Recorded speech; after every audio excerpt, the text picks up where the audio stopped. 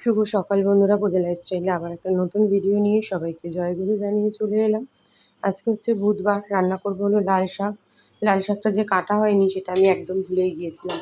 তাহলে কালকে যখন সবজি কেটেছি তখন লাল শাকটা কুচিয়ে রেখে দিতাম।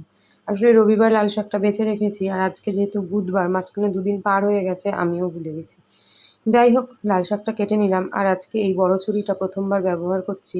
দেখছি প্রচণ্ড পরিমাণে ধার। ছোট ছুরিটা দিয়ে কাটলেও হয়ে যেত, কিন্তু একটু সময় বেশি লাগতো। ভাবলাম এখন তাড়াহুড়োর সময়, তাহলে বড় ছুরিটা দিয়েই কেটে নিই। বেশ উপকার হয়েছে আর কি। যাই হোক, লাল শাকটা চলো ভালো করে ধুয়ে নিয়ে এসেছি। এখন 1 গ্লাস জল খেয়ে মিক্সিতে বেশ কিছু মশলা আমার বানানো বাকি। আদা আমি কুচিয়ে রেখেছি 2 দিন আগে, কিন্তু এখনো অবধি সেই মশলাটা করে উঠতে পারিনি। তো আদাটাকে ভালো করে পেস্ট করে নিলাম। আর আজকের মাছের ঝোলে যে মশলাগুলো দেবো সেই মশলাগুলো একবারে করে ঠরে নিলাম।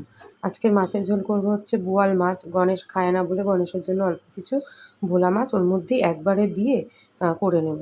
এদিকে জামা কাপড়গুলো সমস্ত কেচে ধুয়ে মেলতে চলে এসেছি। আজকে বেশ কিছু জামা কাপড় বেরিয়েছে।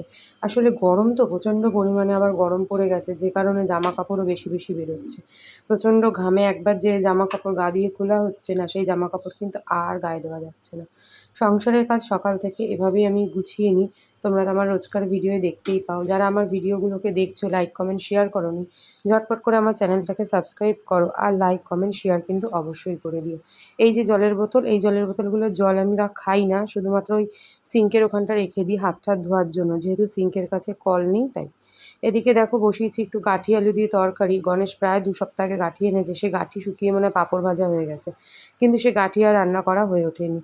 এদিকে আমার জন্য বানিয়ে নিলাম অল্প করে একটু লিকার চা। আজকে যেহেতু বুধবার, মনা রাত্রে পড়া রয়েছে, সেহেতু সকালবেলা আজকে আসবে সমস্ত টিউশনি পড়তে। তো আমি চা বিস্কুট নিয়ে এখন বসে যাব পড়াতে। এদিকে জল নিয়ে নিলাম, আর এদিকে টিউশনির জন্য বিছানাটা একেবারে রেডি। জামা কাপড়গুলোও ধুয়ে ধায়ে মেলে দিয়েছি। ব্যাস মোটামুটি এদিকের কাজ আমার সারা। গণেশ আর মনা দুজন মেয়েই টিফিন খেলো। গণেশ বেরিয়ে গেছে, মনাও টিফিন খাওয়া হয়ে গেছে। আজকে টিফিনে আমার রয়েছে ওটস, টক দই আর বাতাসা। এই দিয়ে হচ্ছে আজকে সকালের ব্রেকফাস্টটা কিন্তু আমি সেরে নেব। কমপ্লিট। বিছানাটাকে ভালো করে ঝেড়ে নিয়েছি। মনা গেছে স্নানে, মনা দেবে পুজো। আর আমি নিজে হাতে নীল কাটার নখ কাটবো। হাতের নখ, পায়ের নখ সমস্ত কিছু মোটামুটি বড় হয়েছে। এই ঘরে রয়েছে টুকটাক কিছু কাজ। 2-1টা বাসনও বেরিয়েছে, সেই বাসনগুলো মাজবো। আর গ্যাস টেবিল মুছতে পারিনি। সব থেকে বড় কাজ হচ্ছে এটাই বাকি। আর এই যে সিঙ্কে রয়েছে 2টো থালা, যেটা গণেশ আর মনা হচ্ছে খেয়েছে সকালের টিফিন। আর আমি তো ওটস খেয়েছি, দেখতেই পেলে। প্রচুর বাসন রয়েছে গামলায়, সেই বাসনগুলোকে তুলবো। তারপরে গ্যাস টেবিল মুছবো, তারপরে নখ কেটে তারপরে স্নানে যাবো। তো এই হচ্ছে কাজ। মনার পড়া ধরলাম, আগে টিউশনি থেকে উঠে পড়া ধরলাম, ওর পড়া দিলাম। আর এখন মনে হচ্ছে কি ঘুম পাচ্ছে আমার। ওদিকে সমস্ত কাজ করে নিয়ে দেখো চলে এসেছি একটু লেবু কেটে নিতে। মনাকে দেবো। মনা ওদিকে কিরণমালা দেখছে, আর 2-3 দিন মতন দেখতে পারবে, কারণ সোমবার থেকে আবার স্কুল শুরু হয়ে যাচ্ছে, 10 তারিখ থেকে সবারই বেশিরভাগ। তো চলো লেবু কেটে মনার আমি একটু লেবু খেয়ে নিই, তারপরে যাবো হলো স্নান করতে। ফেস প্যাকটা অ্যাপ্লাই করেছি মামার্থের অনেক দিন পর। অনেকদিন হয়ে গেছে ফেস প্যাকটা অ্যাপ্লাই করা হয় না। আর আমার মেয়ে এখন অনলাইন ক্লাসে বসবে, কিন্তু কিরণমালার কি বলে ওটা বলো, কিরণমালার মায়া ত্যাগ করতে পারছে না এখন অবধি। ওটা চালায় এসেছে আর বই খাতা এখানে গুছিয়ে বসে আছে, এরপর বসবে ক্লাসে। এদিকে দেখো নতুন গেলাস পেয়ে তার মায়া ত্যাগ করতে পারছি না। রোজ রোজ তার ফ্রুটি, থামস আপ এইসব খাওয়া যাবে না, তাই বানিয়ে নিচ্ছি একটু লেবু জল।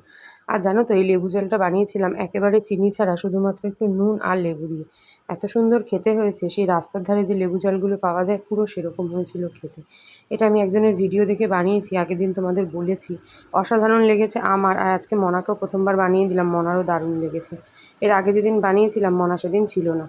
আর আমি তো এটা ভীষণই ভালো খেয়েছি, সেটা তোমাদেরকে আগের দিনই বলেছি। চললাম, পুজো তো কমপ্লিট আগেই করেছি। আর ওর কাছ থেকে এখন ফোনটাকে একটু ধার চেয়েছি ভিডিও করবো বলে, ও তো অনলাইন ক্লাসে বসেছে।